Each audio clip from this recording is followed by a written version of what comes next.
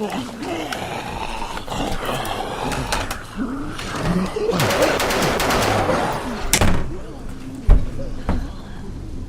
thank God you're here. None of those zombies outside can understand what I'm saying, and they can't listen to me talk about video games for a few minutes.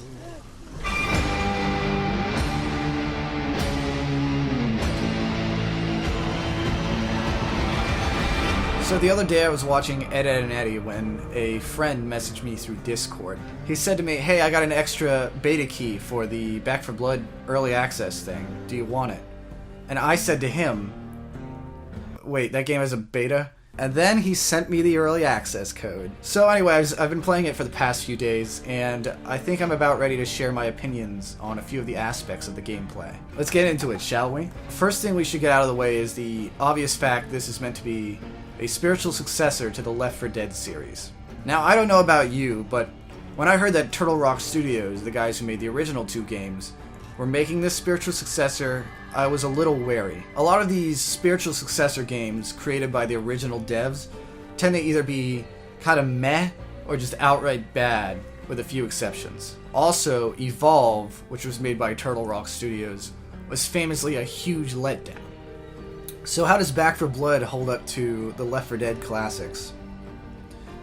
Pretty good, actually. It tries to emulate Left 4 Dead by bringing back a lot of the core mechanics that made that game what it is, and on top of that, introduced a lot of new good mechanics. For instance, the character system feels well implemented. In Left 4 Dead, the characters were charming, but ultimately interchangeable in terms of gameplay. Additionally, there were only 4 characters you could play as in the 4 character slots. But in Back 4 Blood, there are 8 characters you can play as, who all have different perks that impact the way you play them. I'll admit, when I first saw the characters trailer, I thought to myself, oh great, another modern class-based shooter. We don't have any of those.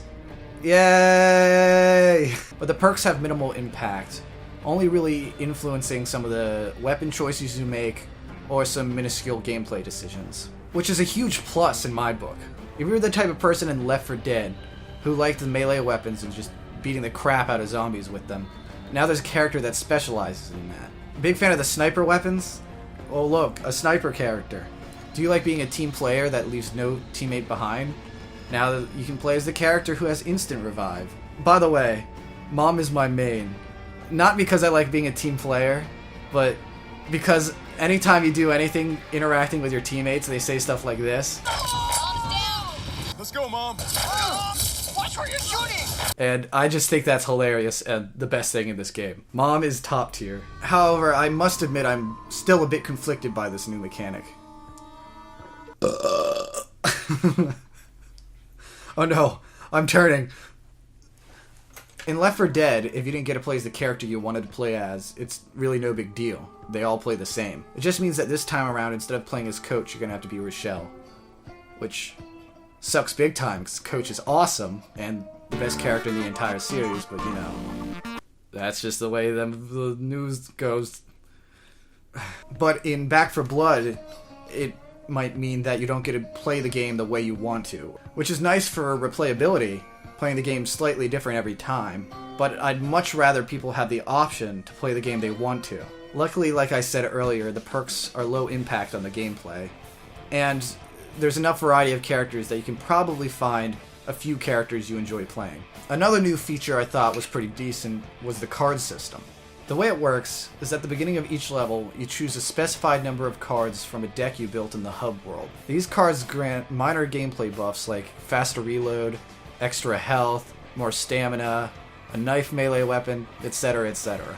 These contribute well to the replayability of the game and are an excellent addition to the series. I also think they got the gunplay down pretty well too. I was once again hesitant about the new aim down sights mechanic, and I thought it might overcomplicate the game a bit. But no, you can still pretty much hip fire your way through the game if you want to.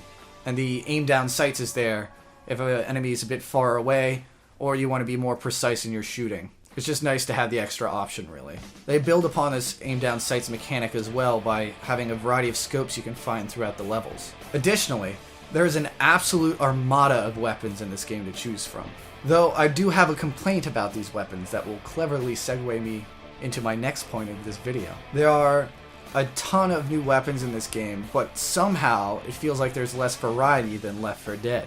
In Left 4 Dead, a lot of the weapons were worn down, and it really felt like they were scavenged together in the middle of an apocalypse. Hell, the suppressor on the silenced submachine gun was zip-tied on. They were well designed, and they had personality to them. You'd run halfway through a campaign with some hunting rifle you found at some point and just kind of stuck with. It's a slow, reliable gun. But then you'd find a sniper rifle. It's faster, and it has more ammo, but the thing that really stands out is like the sound of it and the look of it. It's more powerful. It's hard to find that in Back 4 Blood. A lot of the weapons look really uniform. They feel a lot less distinct from one another. This is even more true when it comes to the melee weapons. I mean, in Left 4 Dead you've got katanas, guitars, cricket bats, golf clubs, and the ever-famous frying pan. In Back 4 Blood, the most memorable melee weapon you've got is Lucille from The Walking Dead. This variety thing persists in a few other aspects of the game. Hey look, there's that clever segue I was talking about earlier. The thing about Left 4 Dead that is so memorable and keeps people coming back to it is the distinctiveness of everything in the game. When you alert the horde in Left 4 Dead, there's a little music cue that plays that goes like...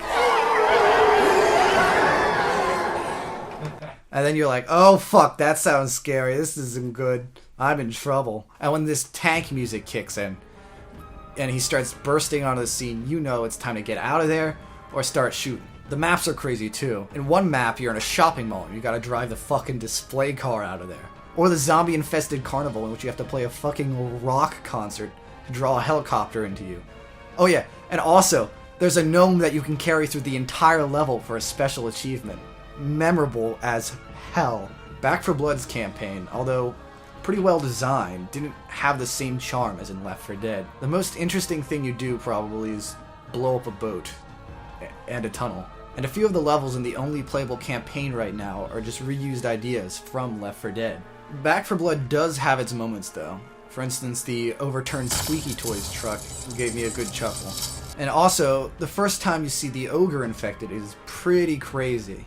It just doesn't have that same oomph of trying desperately to survive on the roof of a skyscraper. And then you hear that tank music kick in and you're like, oh shit buddy, this ain't good. The special infected in this game also have a little bit of a variety issue, I guess, so I'll talk about that next. First off, they haven't unveiled all of them yet, so the beta was a bit lacking there, obviously. But that won't be an issue when the full game releases. In fact, I appreciate that despite the limited cast in the beta, a lot of these new special infected were kind of hybrids and mixes of the old ones. It's like the Stinger is a mix of the Hunter and the Spitter, or this big guy who is a mix of the Boomer and the Charger. Additionally, these new guys all have about 3 different forms they can take that differ slightly from each other. See this guy right here? The Exploder? He explodes. But this guy right here, the Wretch, he throws up. Distinctly different looks, right? Alright, well, here they are in game. Tell me which one this is. Slow down, man. You bloody... See, Left 4 Dead didn't have this issue because of Valve's whole character design philosophy. The different special infected should be instantly recognizable from their shapes, even when silhouetted. Doesn't really work when they share the same special infected type. Additionally, in Left 4 Dead, each special infected had their own cry when they entered the gameplay. The only time you could really confuse these things is if you modded all of your special infected, which somehow I don't think is going to be an issue in Back 4 Blood. The minor differences between these special infected variations don't matter much when it comes to the way you deal with them. It's just nice to be able to recognize what you're going up against. This is a different story, however, when it comes to versus mode. Look at that. Another clever segue. Let's talk about the versus mode real quick. In this game, instead of playing as infected versus survivors in a campaign setting, it's a little different. It's more of an arena survival mode, which isn't as interesting to be sure, but that doesn't mean that versus mode is bad. I had fun in all the rounds I played, and the special infected felt nice to play as. You can now upgrade the different variations of special infected, which once again is nice when it comes to playing the style of character you want to play as. The survival mode isn't something that I'm super into, but I can see myself jumping in every now and then, especially if you can all pick the same infected to play as. You can be sure that if you see my friends and I in a game together against you, We will all be playing as exploders. Ultimately, my verdict for this game so far? It's quite fun. It's not Left 4 Dead, but it doesn't have to be.